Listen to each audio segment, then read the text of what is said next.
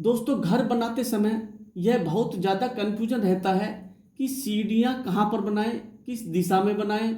और कुछ लोगों को तो मालूम ही नहीं होता, अगर घर में सीढ़ियाँ गलत जगह पर बन जाएं तो घर में बहुत बड़ा वास्तु दोष हो जाता है।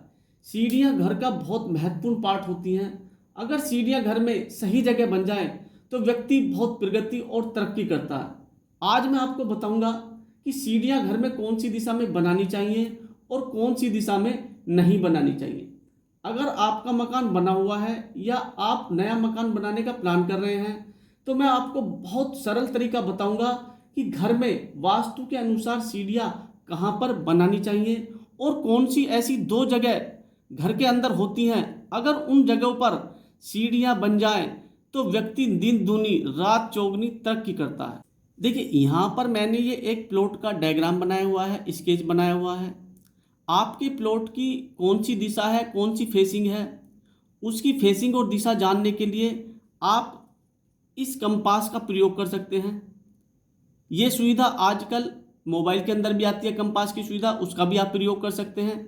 देखिए, ये जो आप रेड कांटा देख रहे हैं, रेड सुई देख रहे हैं, ये हमेशा नॉर्थ की तरफ होती है। तो इससे आपको ये पता चल जाएगा कि मेरा जो प्लॉट है, मेरा जो मकान है, वो कौन सी फेसिंग का है, कौन सी दिशा का है। आपके प्लॉट की या आपके मकान की जो भी लंबाई हो, जो भी चौड़ाई हो, उसके आप 3 बराबर भाग कर लीजिए। लंबाई के 3 बराबर भाग और चौड़ाई के 3 बराबर भाग। और फिर आप इस तरीके से एक नक्शा बना लीजिए जो मैंने यहाँ पर ये बनाया हुआ है। तो आपको ये पता चल जाएगा कि मुझे अपने मकान या प्लॉट में कौन सी दिशा में सीढ़ी बनानी चाहिए और कौन सी जगह पर सीढ़ी बनानी चाहिए। देखिए, हमारी ये 4 दिशाएं होती हैं: पूरब, पश्चिम, उत्तर, दक्षिण। और ये जो पूरब और उत्तर के बीच का जो कोना होता है, ये हमारा ईशान कोण होता है। और पूरब और दक्षिण के बीच का जो कोना होता है हमारा, ये हमारा अग्नि कोण होता है। और दक्षिण और पश्चिम के बीच का जो कोना होता है, ये हमारा नैऋत्य कोण होता है। और पश्चिम और उत्तर के बीच का जो ये कोना होता है, ये हमारा वायव्य कोण होता है। देखिए, हमारा जो घर होता है ये एक वास्तु पुरुष होता है। और घर के अंदर वास्तु पुरुष का जो सर आता है वो ईशान कोण में आता है। और वास्तु पुरुष का जो पेट आता है वो केंद्र में आता है, यानी कि ब्रह्मस्थान में आता है। और जो वास्तु पुरुष के पैर आते हैं वो नैऋत्य कोण में आते हैं। देखिए, ये जो हमारा ईशान कोण का कोना होता है, ये हमारा देवी देवताओं का स्थान होता है। यहाँ पर आप पूजा घर बना सकते हैं। इसको आप हल्का रखें, साफ सुथरा रखें और यहाँ पर किसी भी भारी चीज का निर्माण ना करें। ये जो हमारा ब्रह्म स्थान होता है, केंद्र का स्थान होता है, ये वास्तु पुरुष का पेट होता है। यहाँ पर किसी भी भारी चीज का निर्माण ना करें, क्योंकि आप कल्पना कीजिए, अगर आपके पेट के ऊपर कोई भारी चीज रख दी जाए या कोई गड्ढा कर दिया जाए तो आपकी हालत क्या होगी। अगर आपने यहाँ पर गलती से भी सीढ़ियाँ बना दी हैं तो घर कर्जे में डूबता चला जाएगा, घर में अनावश्यक खर्चे बढ़ जाएंगे और लंबी लंबी बीमारियों का आना शुरू हो जाएगा। तो इस ब्रह्म स्थान के अंदर भूल करके भी सीढ़ियाँ ना बनाएं। नैऋत्य कोण में भी आप सीढ़ियाँ ना बनाएं, क्योंकि यहाँ पर भी वास्तु पुरुष के पैर आते हैं। यहाँ पर आप मास्टर बेडरूम बना सकते हैं। इन तीनों जगह पर, नैऋत्य कोण में, ब्रह्म स्थान में और ईशान कोण में, भूल करके भी आप सीढ़ियाँ ना बनाएं।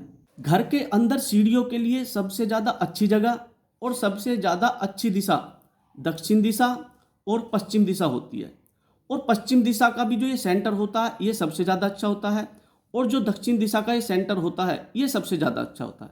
देखिए, अगर घर के अंदर इन दो जगह पर सीढ़ियाँ बन जाएं तो ऐसा व्यक्ति अपने जीवन में बहुत उन्नति करता है, बहुत प्रगति करता है। और सीढ़ियाँ बनाते समय एक बात का ध्यान रखें, अगर आप पश्चिम में सीढ़ियाँ बना रहे हैं तो सीढ़ियाँ उत्तर से दक्षिण दिशा की तरफ चढ़ती हुई होनी चाहिए। और अगर आप दक्षिण में सीढ़ियाँ बना रहे हैं तो सीढ़ियाँ पूरब से पश्चिम दिशा की तरफ चढ़ती हुई होनी चाहिए। देखिए, ये तो मैं आपको पहले ही बता चुका हूँ। आपका जो भी प्लॉट है या आपका जो भी मकान है, उसकी लंबाई और चौड़ाई को आप 3 बराबर भागों में बांट लीजिए। और ये जो बीच का सेंटर आता है, आप इस सेंटर में ही सीढ़ियाँ बनाएं। अगर दक्षिण का ये सेंटर आता है तो इस सेंटर में सीढ़ियाँ बनाएं। और पश्चिम दिशा का जो ये सेंटर आता है, इस सेंटर में ही सीढ़ियाँ बनाएं। अगर इन दो जगह पर आप सीढ़ियाँ बनाते हैं तो ये सीढ़ियाँ वास्तु के अनुसार सबसे ज़्यादा शुभ और सबसे ज़्यादा अच्छी होती हैं।